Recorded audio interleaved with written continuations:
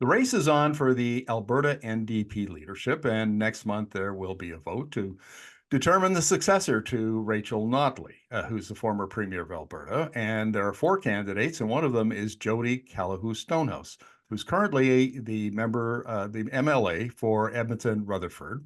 And so I'm going to be talking to her today about her candidacy and her platform. So welcome to the interview, Jodi. Thank you, Markham. It's great to be here with you.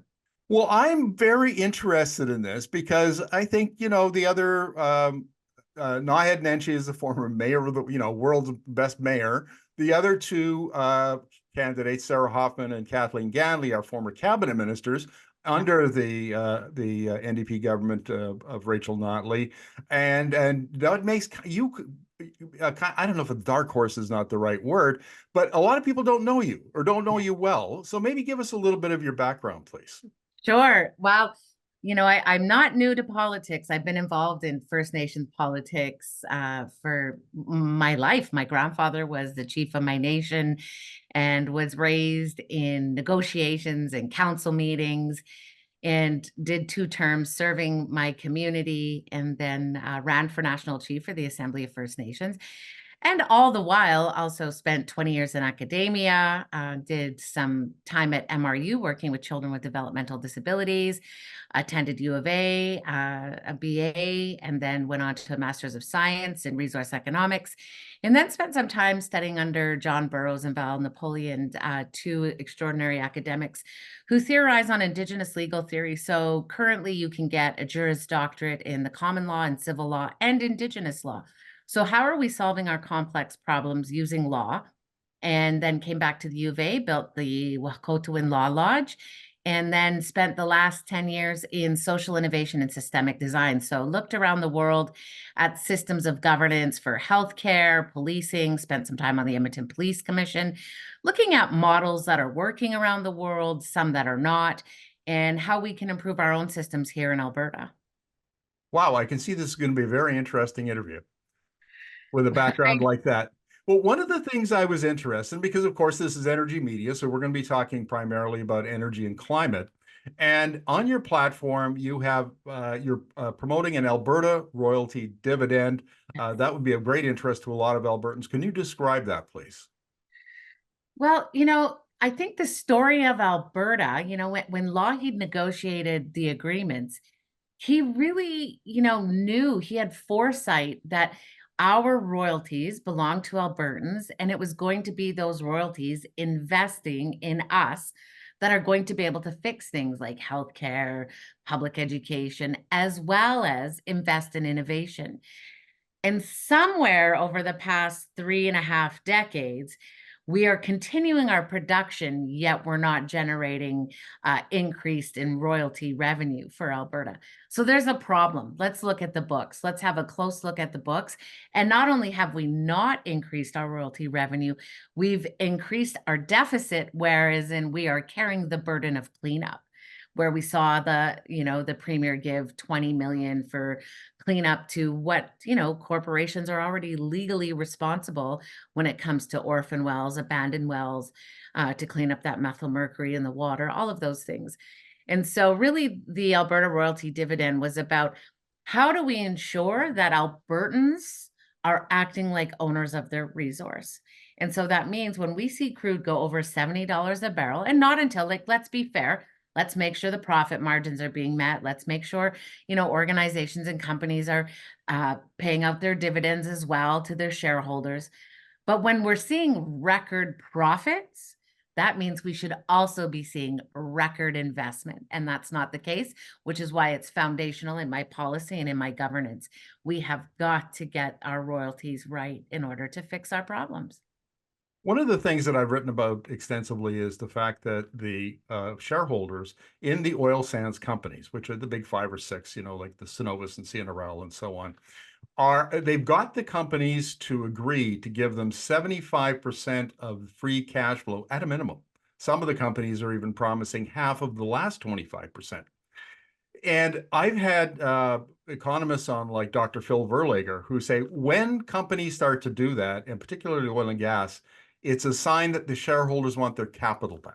It's a sign that the shareholders see the oil and gas industry as a sunset industry, not a sunset industry. And that is a really, really big structural change heading into the future. How would a government led by Jodi Calahoo Stonehouse address that? Well, I would say we are not sunsetting with oil and gas. If we look at our production rate of how it's increased over time and our projections, we're not sunsetting. What we do need to do is invest in carbon capture. And it's about setting strong industrial policy to lead, because energy and environment have to work together. They absolutely have got to create the path forward together. That's the only way we're going to sustain ourselves in this society, and the rest of the world is doing that. So we have also need to do that as well. So how is our policy and government going to, foster an environment where, and that's the issue, is government has got to set the policy. We have got to set the policy so they meet the markers. And I would argue that we're not sunsetting. Unfortunately, we haven't changed our lifestyle. We haven't changed how we live, what we're doing. And I don't see any desire by Albertans to change, which means then industry has to change the way they're processing. The whether or not it's a sunsetting industry is grist for another conversation. Here at Energy Media, we've done a tremendous amount of work on the global energy transition, and my comments come out of that. But that is we are not here to debate that issue today. But I am interested in your comment about industrial policy, because I did an interview with Dr. Bentley Allen, it was probably early last year. And he talked about Alberta. He said they have an industrial policy around oil and gas. There are all kinds of policies that are designed to foster clean tech connected to oil and gas, or new innovations that help oil and gas. But he said Alberta does not have an industrial policy around clean energy, around wind and solar and electric vehicles and heat pumps and all of the other technologies that we're seeing. Adoption is exploding globally, driven in large part by China. So how would you respond to Dr. Allen's criticism? I don't think it's a criticism. I think he's accurate. And I think that's what we need to do, because we are going to be leaders in energy, which means we need to have the policy and the direction and the path laid forward. Yes, we need to look at fourth generation SMRs. Yes, we need to double down on wind and solar, all of the renewables, because the world is consuming more energy and we need to do it better and sell it. Like, we have to create jobs for Albertans. If we don't have jobs for our citizens in energy, then we're going to have very, very big problems, which we're already seeing. Alberta's employment rate is on the decrease. It's lower than it's ever been in the past 5 years, because we haven't laid out an industrial policy for renewables. And folks have pulled their investment out. We have destabilized our investors. And so we saw millions of loss. We lost TransAlta in the past 6 weeks.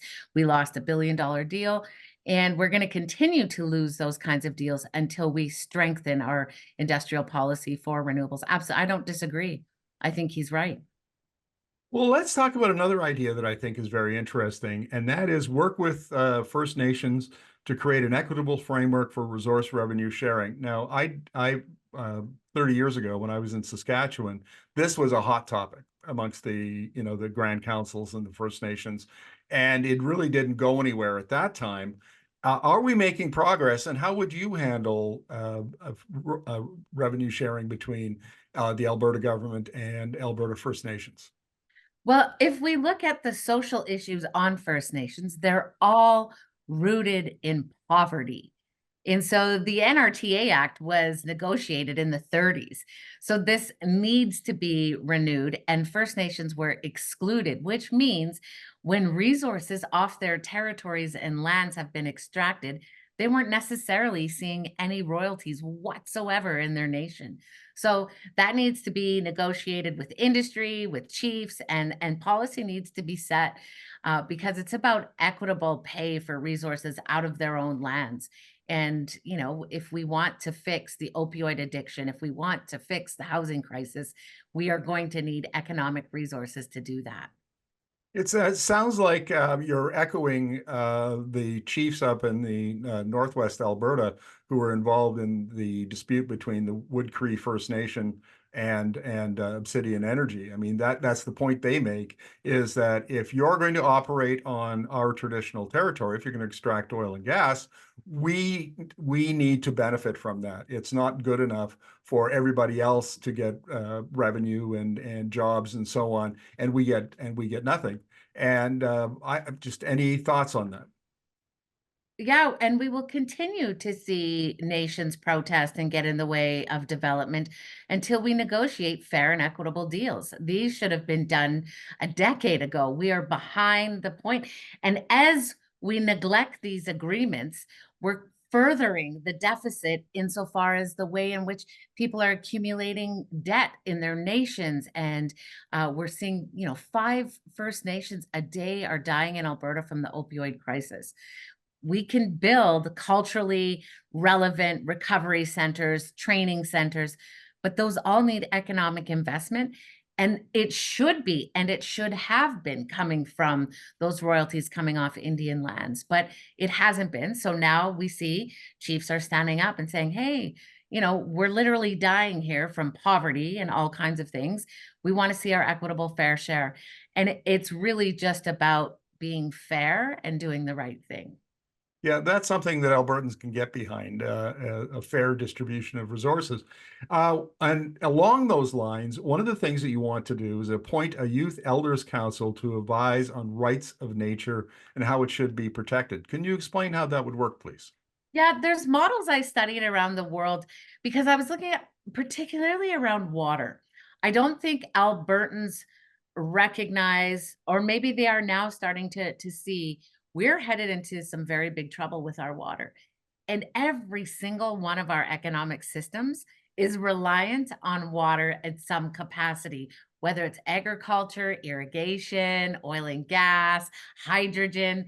Everyone needs water to process their product. And so, which is another reason why industrial policy is really critical for the environment at this time. And when we look at the rights of nature, it's a way to bring rights to the water so that they are respected. Because at this point in time, they have that. I mean, we have policy, but it has not been upheld. There has been no consequences when there's been contamination. We just have to look at the OBED that took place about a decade and a half ago. We just have to look at what's happening with the tailings ponds, with Curl. There's been 3 major leaks and nothing has been done insofar as them fixing or committing to doing better. So this is about how do we ensure our young people have a voice at the table, and our senior citizens, our elders, people who have witnessed and who have wisdom and knowledge around generations of water. It's important to draw on those generations of knowledge and include those voices along with experts, along with scientists, along with industry. I mean, it has to be a collective movement. It can't just be, as we've seen, someone in the dome making a policy and then it's not relevant and it's not embodied, it's not practices, people aren't held accountable, and there's no consequence if people break the rules. Speaking of that, other of your colleagues who are running for the NDP leadership, I'm thinking particularly of Kathleen Ganley, has talked about reforming the Alberta energy regulator and calling for a public inquiry. Now, here at Energy Media, we've done a lot of work on the AER, Yeah. and I've wrote a column within the last month saying that reform is not enough. You have to blow the thing up. We need new legislation, new regulations, new relationships. It really is time to go in a different direction. And I'm wondering where you stand in Well, the discussion. so that means we have to visit RITA, which gave the authority to AER and red tape reduction at the same time. So we have to go back to what is the legal entity that gave it authority. And so that's where we would visit. And then, I don't know that blowing it up, because what I've seen in governance time and time again, when new leadership comes in, they dismantle everything and not everything doesn't work. And that's the thing. There are some things that are working. And I would argue that we need to invest in our AER, that we need to ensure that they are arm's length away from government and industry, that they are an independent public oversight body that also has experts, supporting. We need to have water experts. If, I was blessed enough to study under late Dr. David Schindler. And, at the time, the ramp was dissolving, and we don't have good water data collection that is coherent, that is consistent for the past 4 decades. We have pieces of great data, but we need a body that can consistently hold that data that isn't influenced by other. And I recognize and give credit that, they're doing the best they can under the circumstances. But I truly believe we need to invest, ensure they're arm's length away, and give them the space to be a regulator. Do your job as a regulator. Well, grist for another conversation on that one too. But I want to get on to your proposal for an Alberta Waters Rights Act, and you've already spoken about water. Can you just tell us what that act would entail? Well, as I mentioned earlier, we're headed into trouble. We're going to see the worst drought we've had. Some of the scientists that I've been working with, have talked about our soil is the driest it's been in 105 years, or since the 1930s. And, we're really headed into some troubled times, particularly in the South. 80% of Alberta's population lives in the South, with 20% of our water. And it's not just the South that's very worried. As I've spent time in municipalities in the North, the Peace, they're very concerned about their water distribution. Up in Fort Chipewyan, they're worried about the Delta. They know that Bennett Dam is going to take, the water that it needs, but they're seeing a recession. And so after having these conversations around the province, it became really apparent that we have got to do better around our water management if we are going to ensure the succession of our economic systems and continue our quality of life. We need to make sure we have water to do all of these things, which is why the Alberta Rights to Water Act was the first thing I put in place. We have got to do different around water. We've got to be mindful and cognizant about our water consumption, our water usage, the way it's allocated, the first in time, the first in's right. It's not going to work anymore. The policies that we negotiated water rights and water allocation to is outdated because we didn't have a catastrophe. And now, the projections are 146% of water usage over and above what we have. Where are we going to get 146% more water? We're not. So if that's what industry is projecting they need over the next 10 years, then we had better get to work and invest, which is why part of the policy was, when Premier, we are going to open an institute at the University of Lethbridge strictly investing in innovation on water. And there are other places I studied around the world. In Ethiopia, there are other places where they have had to figure out how to do more with less. And we are going to have to do the same. That leads us logically into a question about climate change. And several of your colleagues in the leadership race have talked about what the climate change needs to have a bigger profile in Alberta. There needs to be, under previous NDP government, Rachel Notley brought in the Climate Leadership Plan in late 2015. It was actually very well received it was seen as very innovative at the time. And then, the current government kind of did a pivot. We'll be polite about it.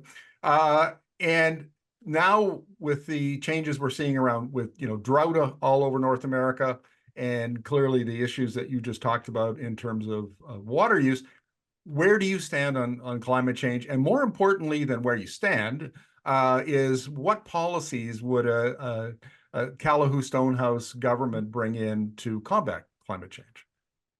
So I have to give credit to the work that I've done with Indigenous climate action. And for, the past, I would say 10 to 15 years, I've been a steward with them. And it's a collective that works nationally.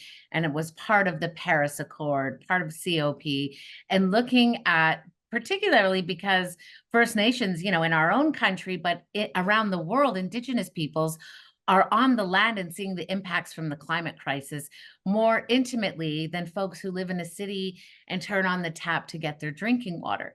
So there's a real disconnect between urban, for many urbans, not all, but for many urban reality to land-based reality. And so spending that time with Indigenous climate action, studying across Canada, looking at ways that climate is impacting nations and what people are doing to repair themselves. So looking at aquaponics, hydroponics, the ways in which people are growing food is going to have to change. And so policies are going to have to lay the path forward. So it's easy. We are an industrial province. We are manufacturers. We have been producing products since oil and gas started, and we've continued that tradition, which means we are going to be energy producers and renewable energy producers. We have got to have the policy laid forward. So yes, there will be policies, but those have to be co-developed and co-designed with people on the land, with industry, with our communities. I mean, we learned through COVID, it's not that difficult to have a Zoom meeting with thousands of people and people click 1, 2, 3, 4, and you get instant feedback. It's not that difficult to bring democracy to life. And I think more of that needs to happen. So Albertans are part of the trajectory. They are part of the moving forward, because what we've seen with the climate action is people are not part of the conversation. And then we have a real resistance. There's this real fear. It's not real. We've seen, this complete movement towards against science, really, this anti-science movement, which is to our detriment. It's causing us great harm and will cause our children great harm. And so how do we invite people along with us? Well, we're going to have to sit through some uncomfortable conversations, and not everyone has to do that. But I, as a leader, have to do that, have to listen and just keep showing up, keep being present, and keep sharing as much knowledge and insight and wisdom as possible. Not just from me, but from experts around the world. That's really what it's about. It's about drawing on the frameworks where people are doing exceptional work. Let's wrap up the interview this way, Jodi. Throughout a thread that's woven its way through this interview is change. And Alberta, particularly in the last 5 years, has been very resistant to change. The political leaders in the government and in industry have very deliberately talked about, the slow energy transition narrative and slow walked their response to climate change. But I get the sense from you that you recognize that things are changing quickly and that there are crises that are not just coming, they're here already. We're seeing the early stages of them. They need to be addressed now. But that's part of the political culture of Alberta. Aside from having these conversations, and I appreciate that how difficult that is. What else would your government do if you were elected? So, the exciting thing is that we're not alone in the change. The world is also making changes. And so we are highly competitive as Albertans, which means we should be leading in a net zero economy. We should be setting the stage for the rest of the world to show how it's possible to capture your carbon as you're doing your SAGD process. Because when pressure was put on oil and gas to reduce from 4 barrels of water to 1, they did. They reduced their water and came up with steam separation. So we can do that again. But we need strong leadership that is going to hold industry accountable, create the path forward, and build the relations and invite investors back. We need to invite investors. We need global investing into our province to show that we are capable, we are innovators, and we are leading the way, and our product is exceptional. And that's really the job of the leader, is to demonstrate that. And what we've done is we've done the opposite. We've terrified investors. We've lost investors. And people have become really frustrated with our province. So, we have to heal that harm, fix it, and roll up our sleeves, do the dirty work, and invite people into our province to do the big, exciting work. And it is about change.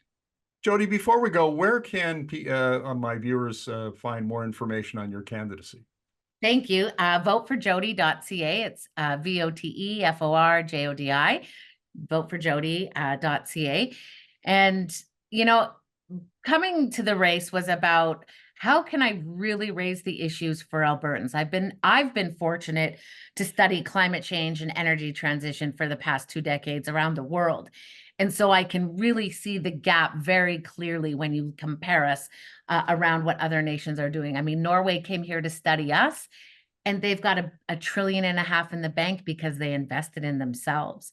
So it's about looking at those who studied us and did better, and fixing our mistakes. It's time to invest in Alberta. Well, Jodi, good luck in the race next month when the votes are counted, and thank you very much for this. Thank you, Markham. I appreciate it.